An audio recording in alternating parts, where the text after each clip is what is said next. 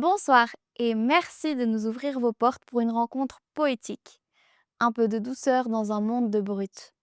Installez-vous confortablement. Bon sabbat chez vous, saison 8 commence maintenant.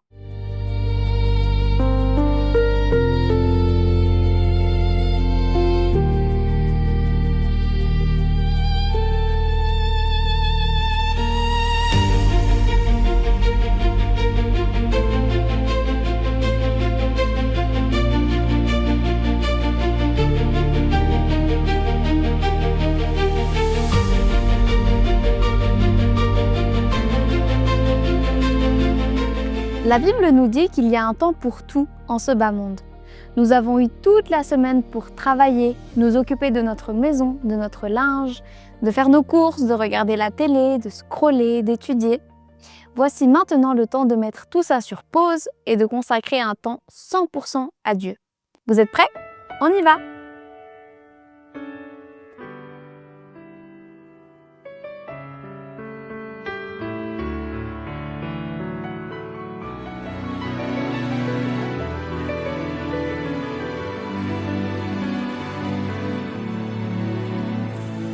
D'un peu de temps, le ciel et la terre passeront en un instant. Tous nos chagrins disparaîtront. Jésus revient dans sa gloire éternelle. Plus aucun mal sur la terre nouvelle. Plus de larmes, de douleur, plus de peur en présence du Seigneur. Je bénis Dieu le grand. Je suis, nous vivrons dans la paix avec Jésus-Christ.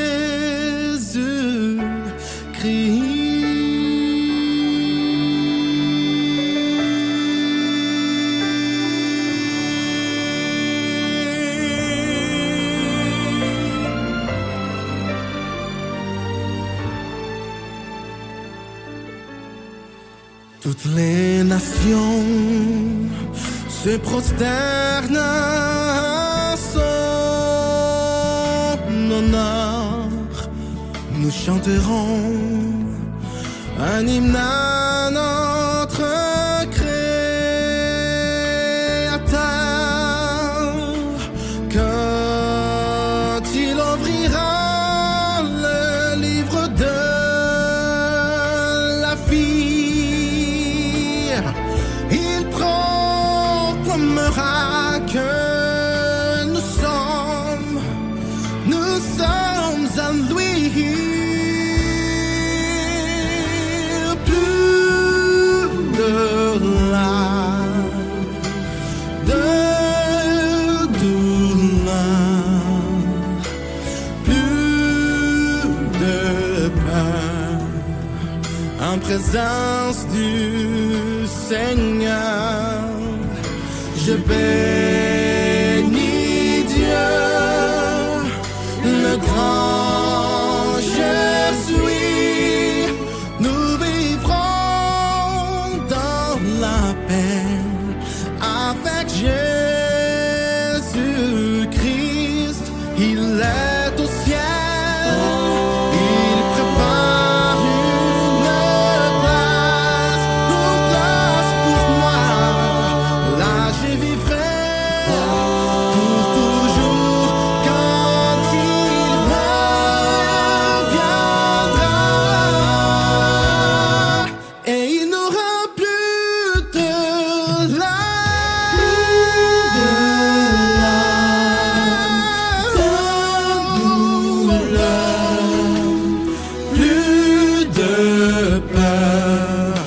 en présence du Seigneur. Je bénis Dieu, le grand je suis. Nous vivons dans la paix avec Jésus-Christ. Oh, je bénis Dieu, le grand je suis. Nous vivons dans la paix avec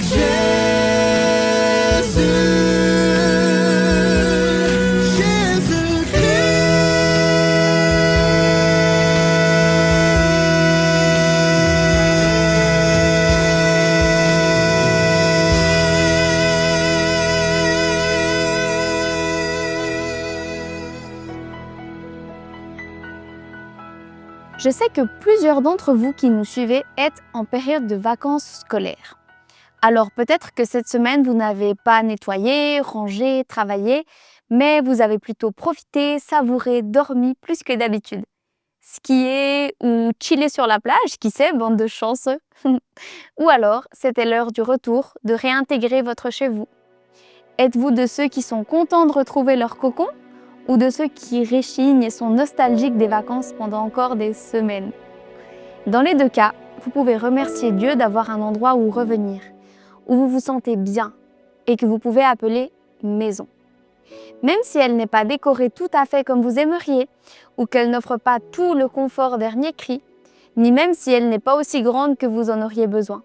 Au final, c'est quoi le plus important pour se sentir bien à la maison? Laissons le pasteur Nicolas Walter répondre à cette question et élargir ce thème à travers l'étude du psaume 84. Écoutons attentivement.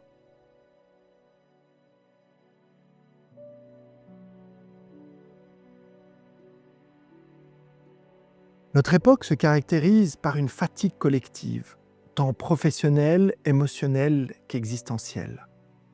Et nombreux sont celles et ceux qui s'isolent. Pour les chrétiens qui, par fatigue, s'isolent et se mettent à marcher seuls, s'exposent aussi à un risque d'éloignement spirituel. Combien de chrétiens s'endorment sur la route? Combien de croyants aujourd'hui avancent en pilote automatique dans leur foi? Pour qui a lu l'ouvrage de John Bunyan, Le voyage du pèlerin, peut se remémorer le périple de chrétiens ou christians qui fuient la cité de la destruction pour atteindre la cité céleste. Chargé d'un fardeau, le péché, il va devoir surmonter tentations, doutes et monstres, symbolisant la vie spirituelle et la persévérance. Mais chrétien ne s'est pas lancé seul dans son périple. Il découvre progressivement tout l'équipement du Seigneur, épée, bouclier, casque, cuirasse, qui va lui permettre de mener à bien son périple jusqu'à la cité céleste. Combien de croyants modernes vivent comme des pèlerins désarmés, en quête de sens ou passant par des crises existentielles, ignorant les ressources spirituelles qui leur sont offertes? Le pèlerinage de Bunyan devient alors un miroir. Il nous interpelle sur notre propre capacité à rester éveillés et persévérants spirituellement dans un monde qui nous endort. Bunyan nous donne l'image du combat, mais le psaume 84, nous le verrons, nous donne la ressource du combat, c'est-à-dire le désir de Dieu. Avez-vous déjà songé faire un pèlerinage? En fait, il existe plusieurs formes de pèlerinage modernes à dimension spirituelle, et tous n'ont pas la même motivation, qu'elle soit d'ailleurs spirituelle ou non spirituelle. Certains marchent pour se vider la tête, d'autres pour débloquer leur cœur, d'autres encore cherchent simplement du sens. De nombreux chrétiens redécouvrent aujourd'hui le pèlerinage comme une pratique de renouvellement spirituel, d'engagement social et de transformation personnelle. Cette résurgence ne relève pas du hasard nostalgique, elle prend des formes variées, du long distance walking aux missions à court terme, intégrant des formes incarnées de prière et s'inspirant du christianisme celtique avec son accent sur le lieu et le voyage. La parole de Dieu évoque particulièrement cette dynamique du pèlerinage, dans un contexte particulier d'ailleurs, celui auquel tout Israélite était invité à faire pour monter à Jérusalem, que ce soit pour la fête de la Pâque, la fête des semaines ou Pentecôte, ou la fête encore des tentes ou des tabernacles. Cette dynamique se retrouve tout particulièrement décrite, nous l'avons dit, dans le psaume 84, qui était chanté par ces pèlerins. Ce psaume ou chant a été composé par un homme juif qui, justement, ne pouvait pas se rendre à Jérusalem pour aller célébrer. Par ces mots, mon âme soupire et languit après les parvis de l'Éternel, mon cœur et ma chair poussent des cris vers le Dieu vivant. Le psalmiste y exprime un ardent désir de participation à ce pèlerinage communautaire, même s'il en est empêché. Mais il exprime aussi le souhait profond d'être en présence de Dieu, avec tout son être, sachant que sa force réside en lui seul et que les chemins vers Sion sont gravés dans son cœur, même si ces chemins le font passer par des contrées arides. Même si tout ce chant est magnifique par la puissance de ses mots, un passage de ce chant attire particulièrement notre intérêt. Ce sont les versets 5 à 10 que je vais lire. Heureux ceux qui habitent ta maison. Ils te loueront encore. Pause. Heureux les hommes dont la force est en toi. Ils ont dans leur cœur des routes toutes tracées. Lorsqu'ils traversent la vallée du Baca, ils en font une oasis, et la pluie d'automne la couvre aussi de bénédictions. Leur vigueur ne cesse de croître. Ils paraîtront devant Dieu à Sion. Seigneur des armées, entends ma prière. Prête l'oreille, Dieu de Jacob. Pause. Toi qui es notre bouclier, ô Dieu, vois. Regarde le visage de l'homme qui a reçu ton onction. Cette version de la Nouvelle Bible Second. Lorsque le psalmiste écrit « Heureux les hommes dont la force est en toi », ils ont dans leur cœur des routes toutes tracées au verset 6. Il décrit bien ici le cheminement du pèlerin. Heureux ou en marche, c'est le terme makarios. C'est ainsi que les traducteurs grecs de l'Ancien Testament ont traduit ce mot de heureux en hébreu. Le même mot que Jésus a d'ailleurs utilisé au début de son sermon sur la montagne dans les béatitudes. Heureux les pauvres en esprit, etc. Dès le chapitre 5 de Matthieu au verset 3. Ainsi, on pourrait dire que le psaume 84 développe la béatitude du pèlerin en chemin, ou l'ardeur du voyageur ou du voyage qui se manifeste par l'esprit résolu des fidèles qui, sur le chemin, vivent un pèlerinage. Même dans les temps de difficulté, les passages de vie qui se font dans l'épreuve ou les larmes, et les larmes d'ailleurs parfois avec, l'être humain, homme ou femme, trouve la force d'y trouver un lieu de source rafraîchissant, une oasis, des fontaines, qui le fortifient pour continuer son chemin. Heureux celui qui marche ainsi. Ainsi, c'est l'esprit du pèlerin façonné par la foi ou la confiance qui détermine largement le caractère du voyage. Cela sous-entend que ce cheminement, ce makarios, n'est pas une émotion passagère. C'est un bienfait durable que Dieu accorde à celles et ceux qui lui font confiance.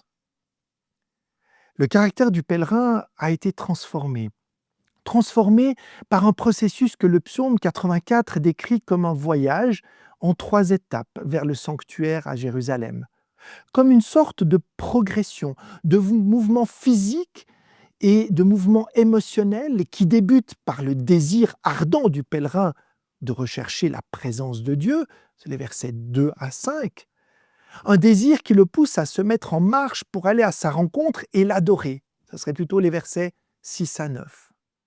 Une marche qui va le conduire à vivre la joie d'être en sa présence, de vivre en communion divine avec lui. Et là, ça serait les versets 10 à 13 qui concluent ce psaume 84.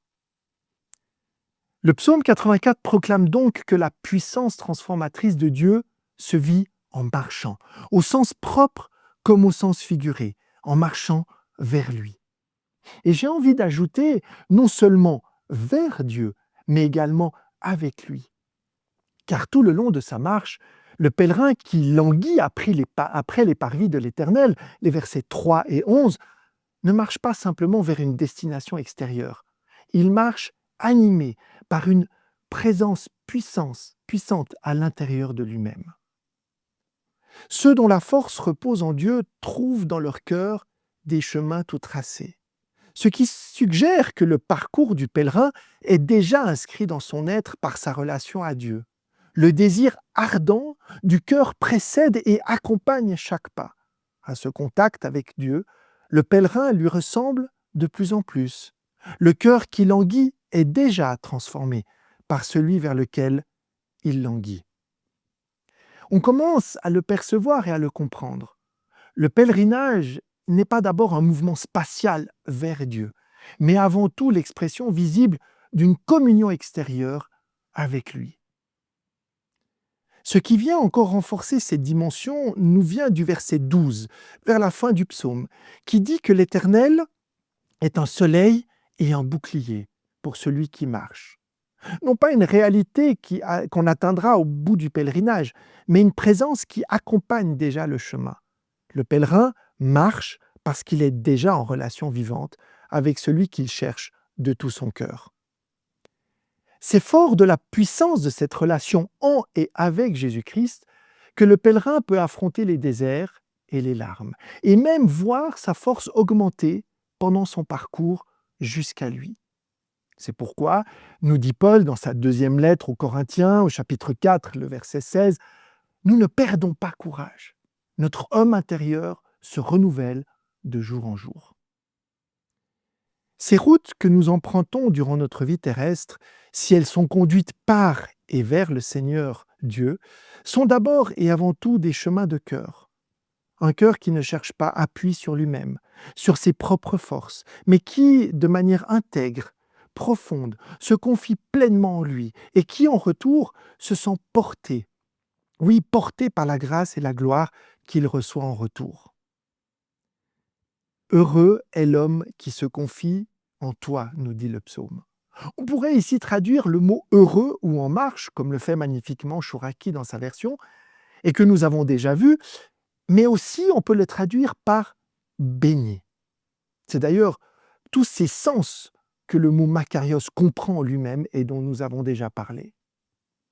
Le pèlerin est makarios, précisément parce qu'il marche, et sa béatitude n'est pas une destination future, mais une condition présente, celle de celui qui avance avec Dieu dans son cœur. C'est pourquoi béni et en marche, comme heureux, ne s'opposent pas. Ils expriment 2 voire 3 facettes du même mystère.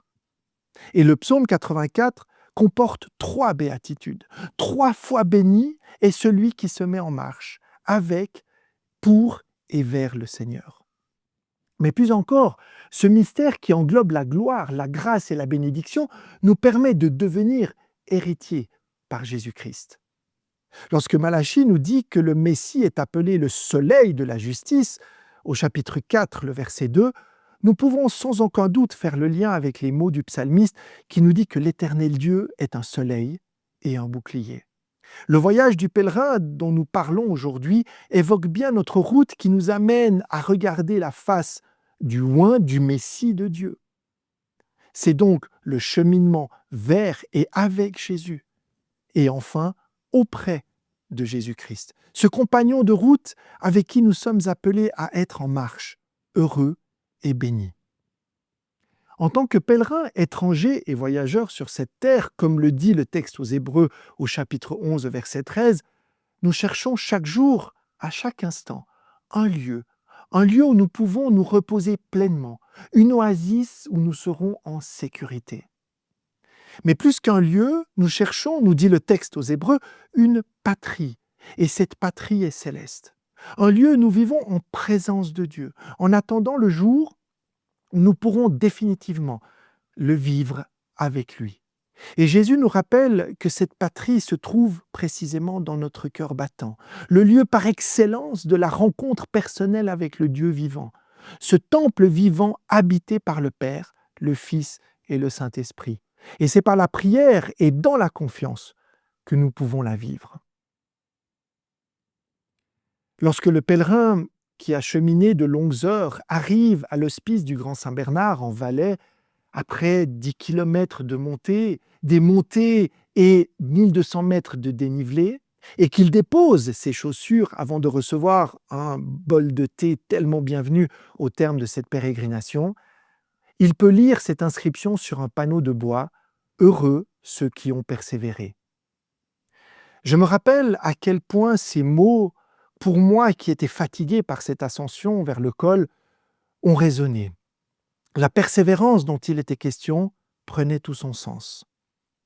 Ce n'est pas seulement une persévérance physique, mais aussi morale et surtout spirituelle, à laquelle le pèlerin que j'étais qui arrive est invité.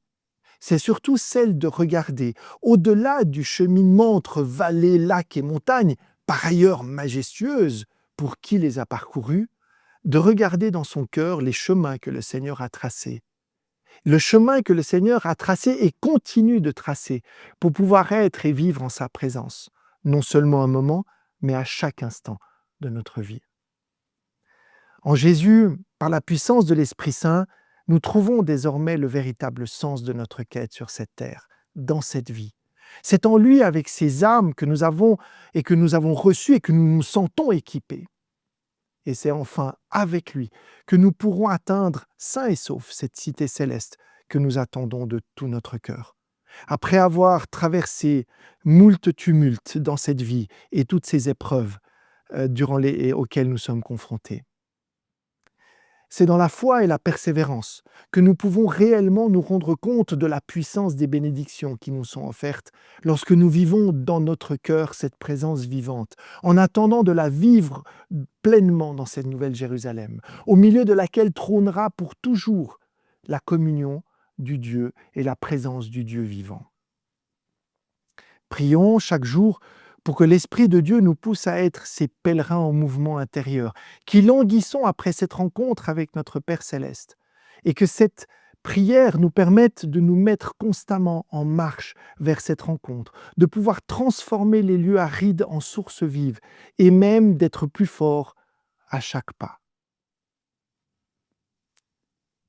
Aujourd'hui, la question n'est pas de savoir si nous croyons en Dieu, mais si nous marchons réellement avec lui. Pas en mode pilote automatique, mais avec lui, chaque jour. Alors je vous pose cette question simplement. Êtes-vous en train de marcher avec Dieu ou seulement d'avancer dans votre vie? Si vous réalisez que vous vous êtes éloigné de cette marche, alors là où vous êtes, simplement, dites-lui dans le fond de votre cœur, « Seigneur Jésus, je veux reprendre la route avec toi. » Bon sabbat chez vous.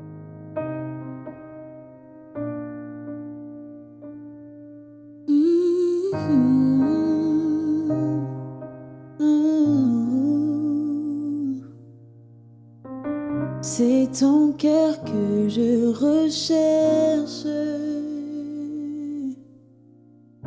Dès que le soleil se lève, je connais ta douce voix. Mon cœur ne brûle que pour toi. C'est ton cœur que je désire, même quand mes pensées chavirent. Je connais ta douce voix.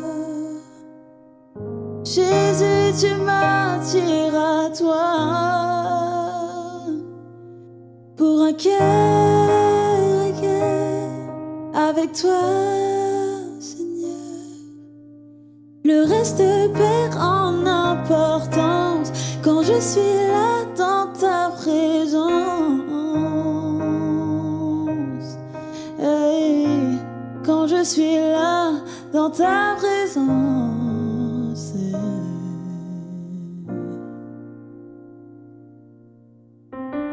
Dans tes bras je me repose. Tous mes fardeaux je les dépose. Je connais ta douce voix. Jésus, je ne veux que toi. Pour un cœur avec toi, Seigneur. Le reste perd en importance quand je suis là dans ta présence, face à face, devant ta grâce. Le reste perd en importance quand je suis là dans ta présence. Oh, quand je suis là dans ta présence. Oh, je plie les genoux, j'abandonne tout. Le seul désir de mon cœur, c'est ton cœur. Je plie les genoux, j'abandonne tout. Le seul désir de mon cœur, c'est ton cœur. Je plie les genoux, j'abandonne tout. Le seul désir de mon cœur, c'est ton cœur. Oh, je plie les genoux, j'abandonne tout. Le seul désir de mon cœur, c'est ton cœur. Pour un cœur avec toi, Seigneur. Le reste perd en importance quand je suis là dans ta présence, face à face, devant ta grâce. Le reste perd en importance quand je suis là dans ta présence. Oh, quand je suis là dans ta présence, Jésus.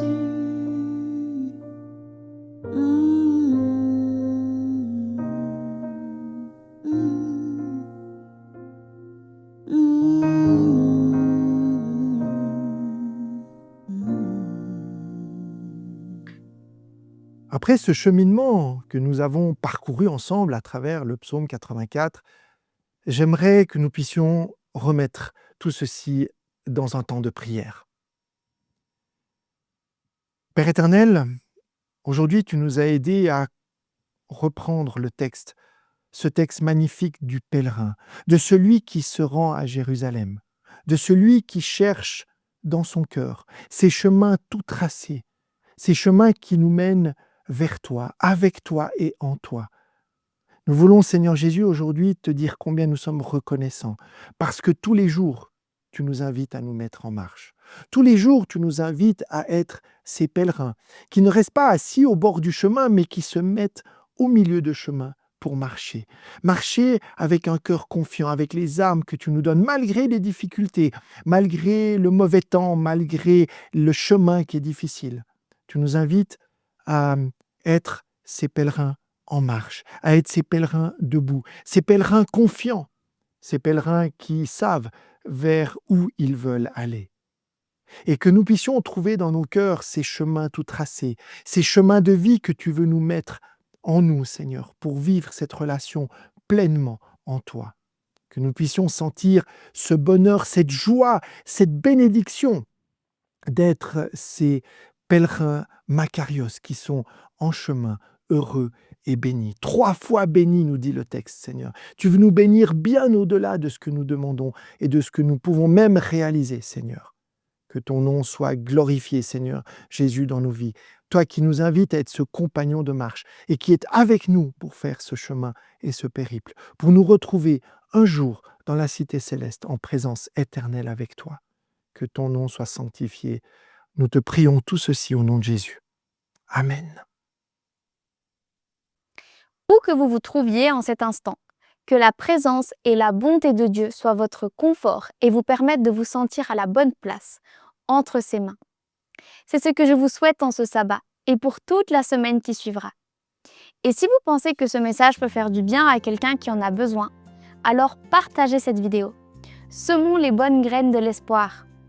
Quant à nous, on se retrouve la semaine prochaine pour étudier un psaume de plus. D'ici là, je vous souhaite une bonne soirée et un bon sabbat chez vous.